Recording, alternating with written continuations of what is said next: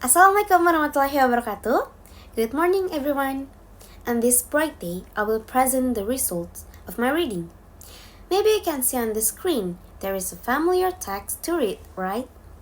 But before I get into the presentation, let me introduce myself. Hello, I am Medina Callista Andria with students number 2321222059 from Class A.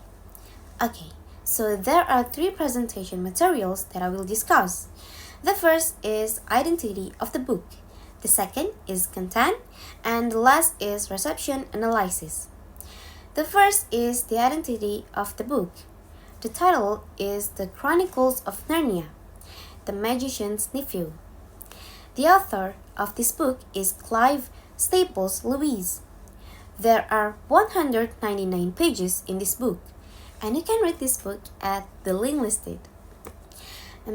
This is the sixth published of the 7 novels, The Chronicles of Narnia. In the latest edition, which orders the books based on the history of Narnia, this is the first volume of the series.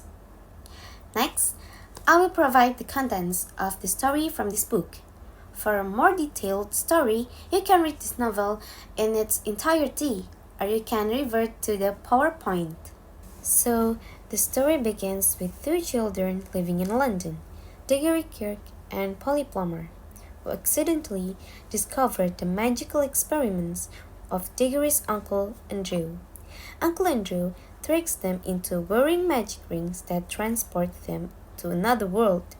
They end up in the forest, which is a forest between worlds.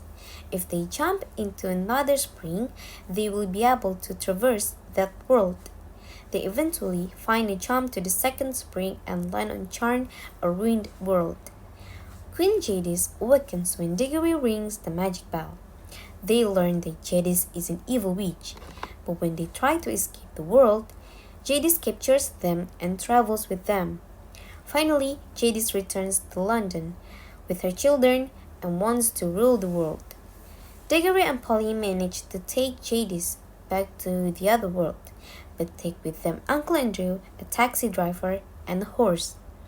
Diggory takes the whole group to a nearby spring. When they arrived in an empty and dark world, they met Aslan, a mighty lion who created the world of Narnia, and suddenly a world appeared full of magical plants and animals that could talk.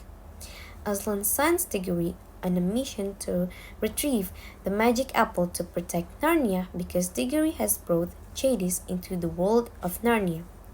Diggory, Polly, and a talking horse named Fledge set out on a journey. They find a garden with magic apples, but Queen Jadis tries to get Diggory to eat the apple and take the apple to his mother. Diggory refuses and fulfills his promise to Aslan by throwing the apple into the river. Upon arrival, Diggory throws the magic apple into a river. Then Aslan crowns the taxi driver and his wife as king and queen of Narnia, and a magical tree appears to protect Narnia from Queen Jadis. Aslan allows Diggory to take a magic apple to give to his mother. Diggory, Polly, and Uncle Andrew return to London.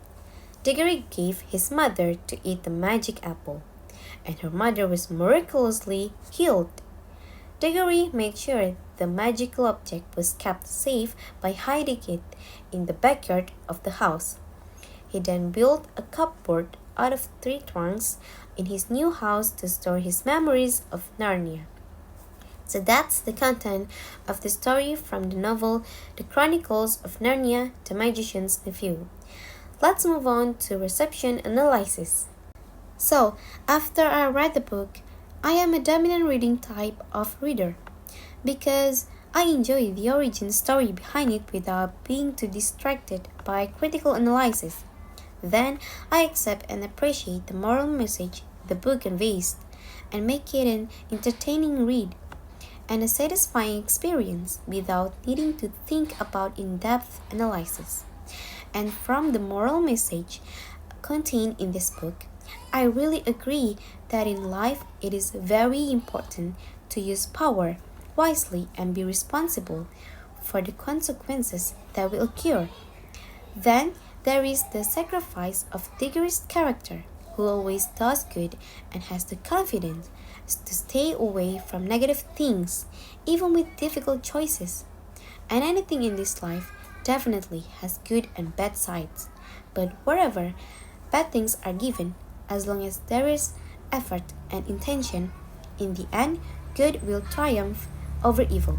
And finally, we must be confident and brave in facing the path we choose by convincing ourselves that there will be no uncertainty and always choose the right path. So I think that's all from me. I'm sorry if there are many mistakes, and thank you for listening to my presentation until the end. Have a nice day. Bye bye.